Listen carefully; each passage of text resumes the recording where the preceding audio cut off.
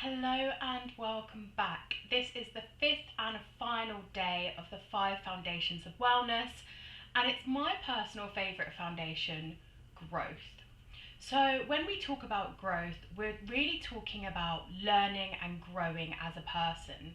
And it kind of ties in all of the other foundations together because we're constantly learning at the Anti-Burnout Club.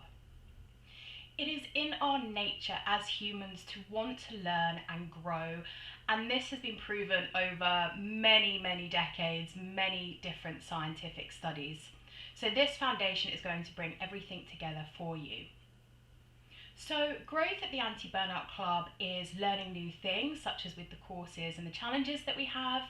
It's also things like personal development, motivation, productivity, and what we're going to focus on today, which is goal setting. I truly believe that setting goals can help us in so many different ways. Knowing the direction we're going in and what we want to strive for can help reduce things like stress and anxiety, as well as overwhelm. It can also give us a purpose to wake up every morning feeling good, knowing what we're working towards. I'm a big believer in using goals to help reduce burnout. Because when we're aware of the things that we would like to achieve in life, we're far more likely to say no to things that aren't going to help us achieve those goals. And this can help if you have issues with perhaps people pleasing, which I know that I do, and also putting too much on your plate and overwhelm. So, in your first lesson with me today, what I want us to do is to have a think about our goals and our purpose and how we can start working towards those. I'd really recommend grabbing a pen and paper, but I've also sent over a downloadable that you can use to print off and write your answers down. Whenever you're ready, let's begin. Hello and welcome to this goal setting workshop with me, Beck Spiller. Along with this workshop, you should have a downloadable of the workbook, and I'll take you through each of the different parts in turn. So let's kick off with a little introduction to who I am. I'm a formerly burnt out entrepreneur, a mindfulness practitioner, and I also specialise in economics of wellbeing during my Masters in Business.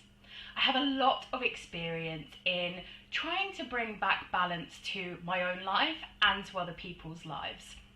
And I truly believe that goals are a really good way of bringing that balance back, getting some clarity on what we want and avoiding burnout. So, before we get started, let me briefly cover what we're going to go through during this workshop. The first thing that I want us to look at are goals that are things that we actually really want and not what other people want for us, which is quite normal. We can tend to feel steered in certain directions by certain people, but what I want us to look at this time are goals that we really want, and that's going to be the focus of part 1. We're also going to look at goals that are actually achievable, that make you feel accomplished and bring back some balance and organisation into your life. Okay, so there's a lot of text here, I appreciate that, and I will let you read through this in your own time. But what I wanted to do is cover some of the reasons why setting goals is so important. So things such as setting goals in the first place means you're 10 times more likely to succeed than those who don't have goals. People that write their goals down are again more likely to succeed. And also you've got things such as challenging yourself with those goals and public accountability, making them more likely for you to succeed as well. Okay, so part 1, this is what we're going to focus on in this video. And before we start getting into the nitty-gritty of all of your goals, I want us to think about our purpose and our life vision, which I know sounds a little bit wishy-washy, but I can promise you that when you dig into what your purpose is and what you want, it becomes a lot easier to set goals and actually work towards them. So, We're going to start off with some self-discovery questions, and I'm going to give you a timer of 60 seconds for each question. So don't worry about having to time it yourself, but please make sure you've got a pen and paper or you've got your workbook to hand and you're ready to answer the following questions. Okay, let's go.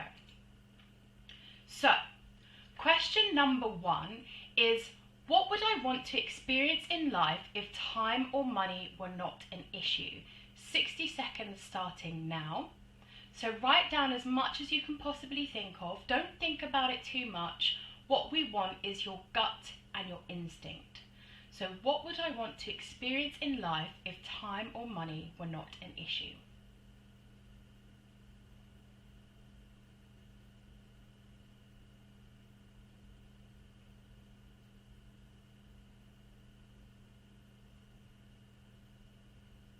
You have 30 seconds left on this question.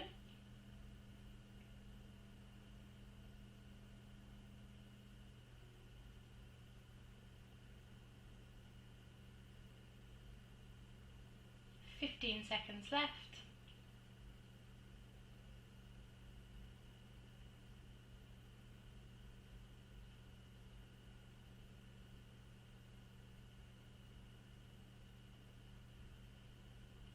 Okay, that is your time up for question 1. Remember, don't overthink these. We want your gut answer, your gut feeling for these questions. Okay, question number 2, which may seem a little bit dark, but I will explain it afterwards. Question number 2 is, how do I want to be remembered when I am gone? And your time has started. How do I want to be remembered when I am gone?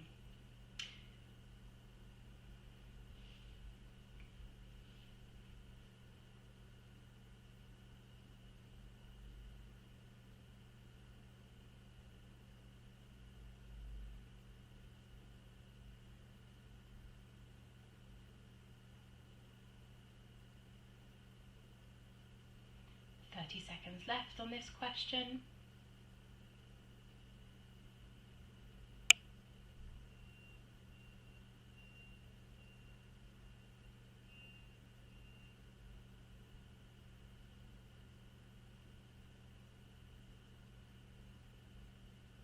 Ten seconds left.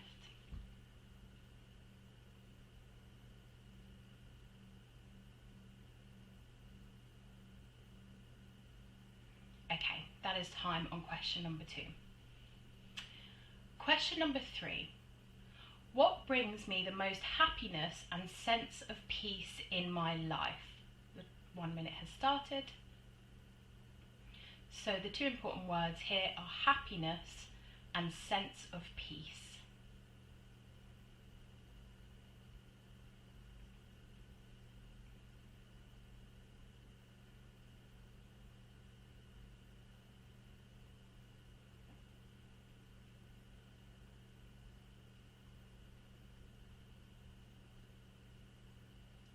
Seconds left.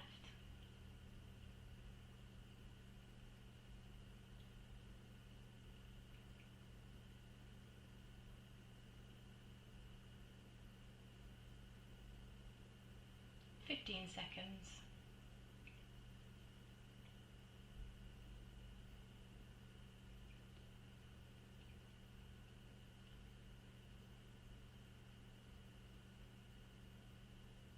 Okay, that is time on question number 3. And the final question, which you can try answering yourself in the 60 seconds that you're going to have in a second, or you can ask people around you after this is over, or if you've got someone near you, ask them now. But the final question is, what do others most admire in me? It's definitely worth having a think what you think other people might say and then asking people afterwards as well, because you might be surprised at some of the answers.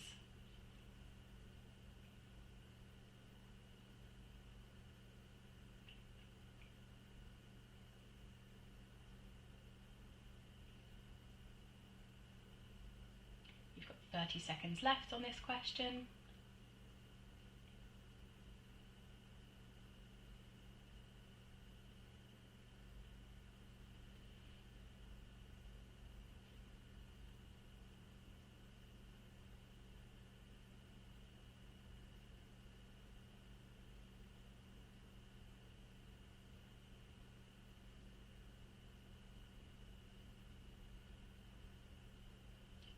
and that is time on your fourth and final question.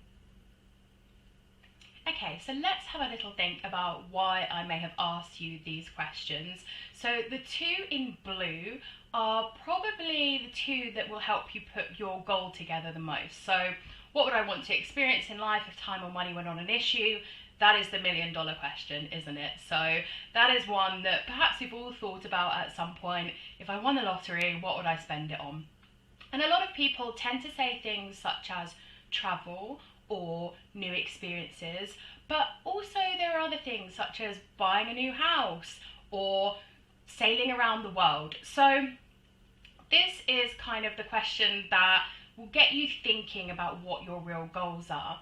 And what brings me the most happiness and sense of peace in my life ties hand in hand with that, because actually you might think traveling around the world is something you'd like to experience if time or money were not an issue, but what brings you the most happiness is being at home surrounded by your loved ones. So this gives you a good idea of how you can start to put your goals together. Now, the two in yellow are quite similar, and I know that the first one may seem a little bit of a morbid thing to think about. This actually comes from Stephen Covey's 7 Habits of Highly Effective People, and he talks about our eulogy traits. So we're very good at telling people our CV traits, which are I'm hardworking, I've got everything together, I'm productive, I'm motivated. But when we're thinking about our goals and our life purpose, actually thinking about what we would like someone to stand up and say about us when we're gone is really, really important. And of course, the final question is really asking people what they think of you and seeing the kind of words that they come up with, because you may be surprised that there's something in there that perhaps you didn't admire in yourself that other people admire about you. Okay, so what do we do with these now? The next thing that we're going to do is put together a life vision. So using these 4 self-discovery questions, I want you to write out a day in your perfect life. And when I say write out a day in your perfect life, I mean really get into it. Think of this as a creative writing exercise.